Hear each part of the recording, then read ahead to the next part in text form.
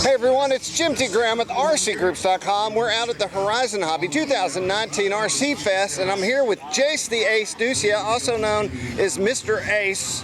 I think it's a new thing, Mr. Ace. As of probably 5 minutes ago. Yeah. So we were just talking with the makers of Real Flight, and I said, you know, I think Jase started out on Real Flight, and then your dad started talking, and he said, you should talk to Jase about this. So, did you start out teaching yourself to fly on Real Flight? Yeah, so we just made a normal stop to the local hobby shop. I was probably 5 years old, and they had Real Flight set up, and I probably stayed on that thing for 2 hours, and my next birthday, I actually got it from my parents, and then from then on out, I just kind of spent every day on it, just messing around, never really had a goal in mind, just thought it was cool, would go in and edit the airports and the airplanes, and just had a lot of fun with it, and eventually, you know, once I messed around with it a little more, I eventually learned how to fly. They had some tutorial tools on there. And it was really cool because we'd go to watch the XFC and see a lot of the cool pilots there like Jason and Andrew Jeske, and then I'd go back on Real Flight, and they had their instruction videos on there, so I could learn from the best, and yeah, it was pretty fun. Still use a lot of Real Flight today. It's a good way to keep the muscle memory.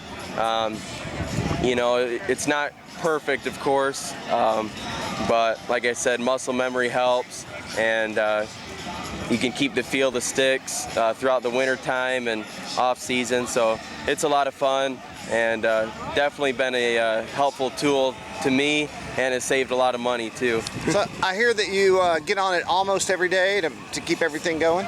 Yeah, you know, mostly, you know, even today it's not really like a practice thing that I have to do, I just enjoy it, so you know, sometimes if I'm bored, I just go on there and it's a lot of fun.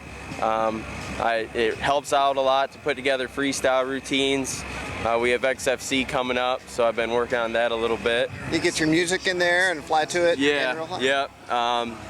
Get the music on the computer and come up with some ideas on the simulator, and then come out to the field to see if it works. And the same thing goes if I'm learning a new maneuver or anything, I'll try it on Real Flight first.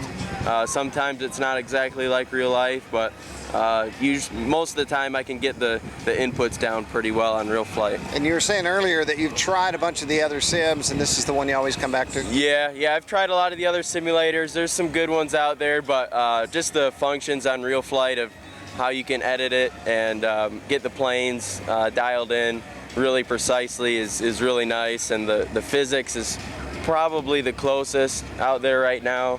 And the first Real Flight I had was the 3, and from the 3 to the 8, which I have now, it's been a big improvement for sure. And possibly good news is I got Jase to meet one of the makers of Real Flight today, and maybe in the future he might have some Jase tutorials on there one day. That would be pretty damn awesome. Yeah, that'd be awesome, especially, you know, since that's kind of how I learned, and grew up watching, you know, some of my idols, I guess, on Real Flight, and that'd be really cool to do. You know, it's pretty cool to meet guys like that who have helped out in the development for sure. Well, Jase is all over the country and the world at this point doing what he does, flying the wings off of airplanes, so if you get a chance, be sure to check him out. Where will you be next, man? Well, this coming week and next weekend we'll actually be heading over to the UK, the Weston Park event. It's a pretty big event. They'll be having that over there.